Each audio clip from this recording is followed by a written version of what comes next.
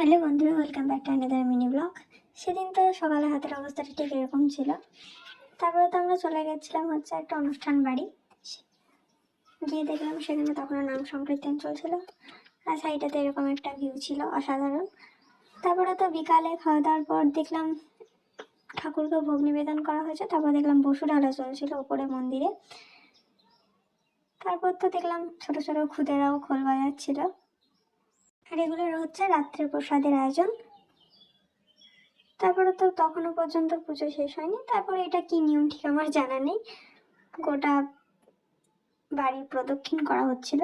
তারপরে তো বিকালের দিকে আবির খেলা হয়ে গ্রাম প্রদক্ষিণের জন্য সব দলগুলো বেরিয়ে গেল। তারপরে তো আমরা রাতের জন্য রেডি হয়ে গেছিলাম। তারপরে তো দেখছিলাম বাইরে খাওয়া দাওয়া হচ্ছিল। আর তারপরে দিন ওপরে গিয়ে দেখলাম কীর্তন চলছিল, কিছুক্ষণ শুনে নিচে এসে খাওয়া দাওয়া করে চলে গেছিলাম ঘুমাতে। তো এতটুকুই, টাটা।